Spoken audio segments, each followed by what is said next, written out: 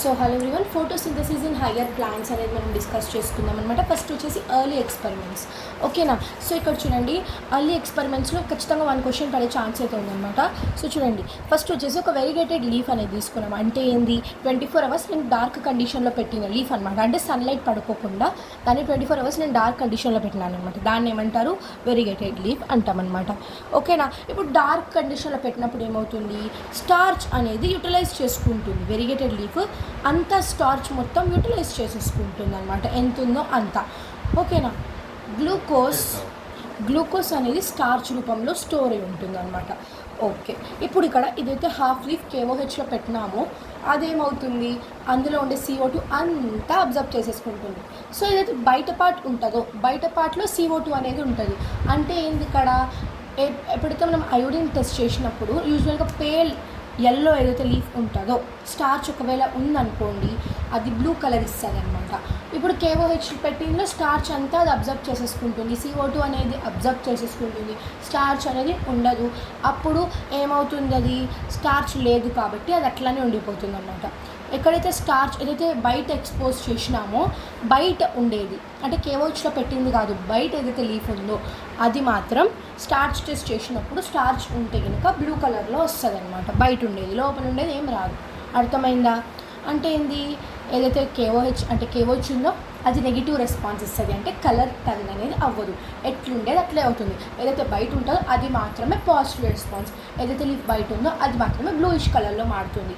ఓకేనా? అంటే ఇక్కడ ఏం కన్క్లూడ్ చేసినాము, concluded that CO2 is essential for photosynthesis.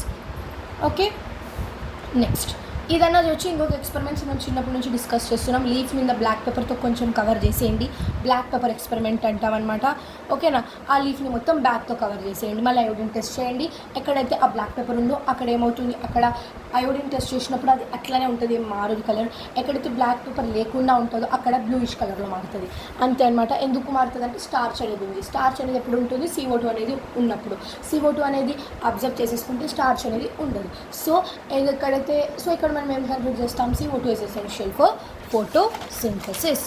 Okay, next second experiments అనమాట. ఫస్ట్ ఎక్స్పెరిమెంట్లో ఏం ప్రూవ్ చేసినాం, CO2 is essential for photosynthesis. Second experiment ఏంది, 1770లో జోసెఫ్ ప్రీస్లీ కన్క్లూడ్ చేసినాడు. ఇక్కడ ఏం చెప్పినాడంటే air is essential for photosynthesis అని చెప్పినాడు అనమాట. దీన్నే బెల్ జార్ ఎక్స్పెరిమెంట్ అంటాము. మనకందరికీ తెలిసే ఉండాలి కదా, అదే మౌస్ది, క్యాండిల్ది, ప్లాంట్ది. ఏంటి షార్ట్కట్లో చెప్పేస్తా చూడండి. ఇప్పుడు బెల్ జార్ ఎక్స్పెరిమెంట్లో ఇప్పుడు జార్ అనేది క్లోజ్ చేసినాం. ఓకేనా? ఫస్ట్ ఏం పెట్టినాము, క్యాండిల్ పెట్టినాము, ఇంకా మైస్ పెట్టినాము. క్యాండిల్ మౌస్ పెట్టినప్పుడు ఏంది, రెండు కూడా CO2 లిబరేట్ చేస్తుంది కాబట్టి ఆ మౌస్ అనేది సఫికేట్ ఫీల్ అవుతుంది. అదే సెకండ్ ప్లేస్లో మనం ఏం చేసినాము, క్యాండిల్ని ఆపేసాము. అప్పుడు ఏంది, మౌస్ని ఏదైతే పెట్టినప్పుడు అదేమవుతుంది, అది నార్మల్గానే ఉంది, ఎందుకంటే క్యాండిల్ని ఆపేసాము. థర్డ్ కండిషన్లో ఏంది, ఇక్కడ మింట్ ప్లాంట్ని పెట్టినాం అనమాట. మింట్ ప్లాంట్ పెట్టి క్యాండిల్ పెట్టినాము. ఫోర్త్ కండిషన్లో ఏంది, మింట్ ప్లాంట్, ఇంకా క్యాండిల్, ఇంకా మౌస్ని మూడింటిని పెట్టినాము. ఇక్కడ ఏమైంది, మౌస్ ఏం వదులుతుంది, CO2, క్యాండిల్ ఏం రిలీజ్ చేస్తుంది, CO2. ఇప్పుడు ప్లాంట్కి ఏం కావాలి, CO2. అంటే ఏంది, ఇక్కడ ఏదైతే the air which was living by mouse as well as the candle, it was restored by the plant. అంటే ఏంటి, ఆక్సిజన్ అనేది చాలా అవసరము. ప్లాంట్ అది రీస్టోర్ చేసుకొని ప్లాంట్ బయటికి ఆక్సిజన్ వదిలేస్తుంది. అంటే మౌస్ ఇంకా ఏదైతే క్యాండిల్ CO2 రిలీజ్ చేస్తుందో అది ప్లాంట్ అబ్జర్వ్ చేసేసుకొని ప్లాంట్ ఆక్సిజన్ అనేది ఇస్తుంది అనమాట. ఓకేనా? అంటే ఏంది, ఫోటోసింథసిస్ జరిగినప్పుడు ఆక్సిజన్ అనేది జరుగుతుంది. అంటే CO2 యూజ్ చేసుకొని ఆక్సిజన్ రిలీజ్ చేస్తుంది కదా ప్లాంట్. సో ఇక్కడ ఏం చెప్తున్నారంటే oxygen is liberated during photosynthesis అని చెప్పి జోసెఫ్ ప్రీస్లీ చెప్పినాడు. యూజువల్గా 1770లో ఎయిర్ ఈజ్ ఎసెన్షియల్ అని చెప్పినాడు, ఏదో ఒక ఎయిర్ లిబరేట్ అవుతుందని చెప్పినాడు. కానీ 1774లో ఏం చెప్పినాడు, అది ఆక్సిజనే లిబరేట్ అయ్యేది, ఆ ఎయిర్ ఏంది అని చెప్పి 1770లో చెప్పినాడు. కానీ ఆ ఎయిర్ పర్టికులర్గా మెన్షన్ చేసింది ఇప్పుడంటే 1774లో. ఓకేనా? కన్క్లూజన్ ఏంటి, oxygen is liberated during photosynthesis. Then next Jan Ingenhousz. So ఇక్కడ చూడండి, సన్లైట్ అనేది రిక్వైర్ అని చెప్పినాడు అనమాట. ఏంటంటే అక్వాటిక్ ప్లాంట్ హైడ్రా తీసుకున్నాడు అనమాట. సో ఇక్కడ యూజువల్గా బీకర్ తీసుకున్నాడు, బీకర్లో హైడ్రా ప్లాంట్ని ప్లేస్ చేసినాడు అనమాట. ఫనెల్ ఉంటుంది కదా అది పెట్టినాడు.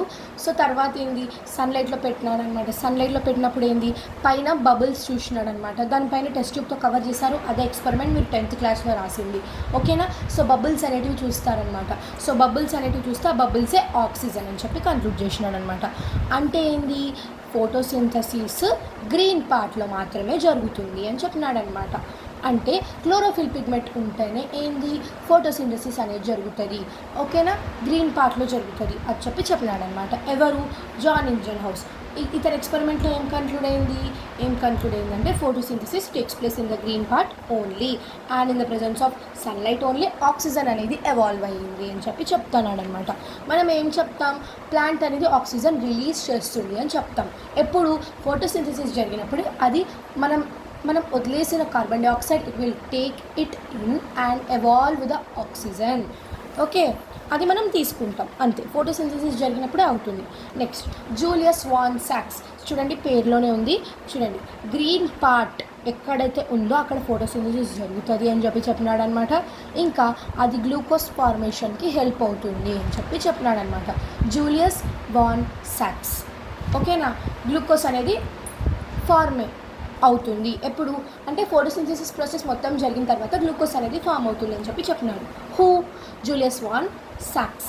నెక్స్ట్ చాలా ఇంపార్టెంట్ టీడబ్ల్యూ ఎంగెల్మెన్ ఏం చెప్పినాడంటే ఫస్ట్ చూడండి మోనోక్రోమాటిక్ లైట్ అంటే సింగిల్ కలర్ ఉండే లైట్. యూజువల్గా చూడండి మన సన్లైట్ ఉంది కదా, సన్లైట్ ఏ కలర్లో ఉంటుంది? వైట్ కలర్లో ఉంటుంది, ఓకే.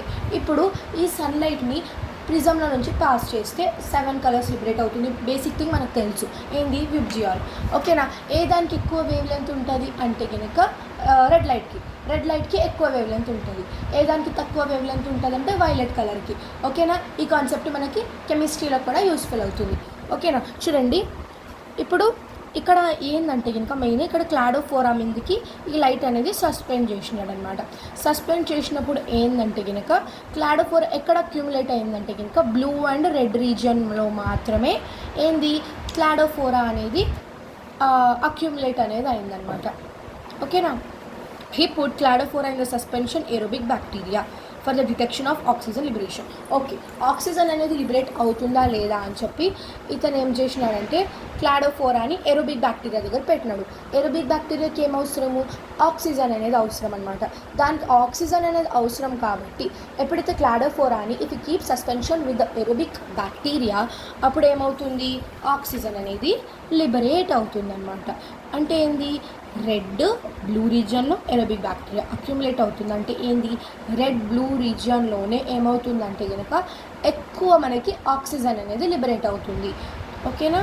చూడండి ఫోటోసింథసిస్ అనేది బ్లూ రెడ్ రీజియన్లో మాత్రం జరుగుతుంది. నెక్స్ట్ కర్నెస్ వాన్ నీల్ ఎక్స్పెరిమెంట్, ఓకేనా. ఇతను రేడియో ఐసోటోప్స్ యూజ్ చేసి ఏం కన్క్లూడ్ చేసినాడంటే ఆక్సిజన్ అనేది ఎట్లా రిలీజ్ అవుతుందంటే వాటర్ స్ప్లిట్టింగ్ అవ్వడం అంటే ఫోటోలైసిస్ ఆఫ్ వాటర్ అవ్వడం వల్ల ఆక్సిజన్ అనేది రిలీజ్ అవుతుంది. యూజువల్గా we will think that oxygen is evolved from carbon dioxide, but it is not true. Oxygen is evolved from water molecule photolysis అవ్వడం వల్ల ఏమవుతుంది? ఆక్సిజన్ అనేది ఎవాల్వ్ అవుతుంది.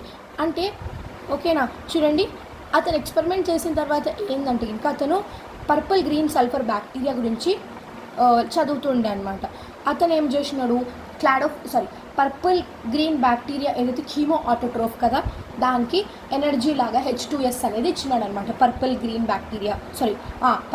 బ్యాక్టీరియాకి అతను H2S ఇచ్చాడు యాజ్ ఎ సోర్స్. ఇచ్చిన తర్వాత ఏంది ఇక్కడ ఏం చూసినాడంటే కనుక బై ప్రోడక్ట్ ఏదైతే ఫామ్ అవుతుందో సల్ఫర్, ఓకేనా. సల్ఫర్ అనేది ఫామ్ అయింది. ఆక్సిజన్ అనేది వాటర్తో ఫామ్ అవుతుంది కదా, సో CO2తో ఫామ్ కాదు అని చెప్పి ఎవరు చెప్పినాడు? కర్నెస్ వాన్ నీల్. ఇప్పుడు వాటర్ పెట్టినప్పుడు మనకు ఆక్సిజన్ అనేది లిబరేట్ అయింది. ఇక్కడ అతను వాటర్ మాలిక్యూల్ పెట్టుకోకుండా H2S పెట్టినాడు as a source of purple green sulphur bacteria.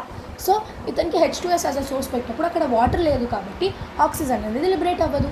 అట్లా ఇతను కన్క్లూడ్ చేసినాడు అనమాట. ఏం కన్క్లూడ్ చేశాడు? చాలా ఇంపార్టెంట్ ఏంటంటే కనుక ఆక్సిజన్ అనేది ఏదైతే ఉంటుందో అది H2O అంటే వాటర్ మాలిక్యూల్ ఫోటోలైసిస్ జరగడం వల్లనే వస్తుంది, కానీ CO2తో రావడం లేదు అని చెప్పారు కర్నల్ స్వాన్ నీల్.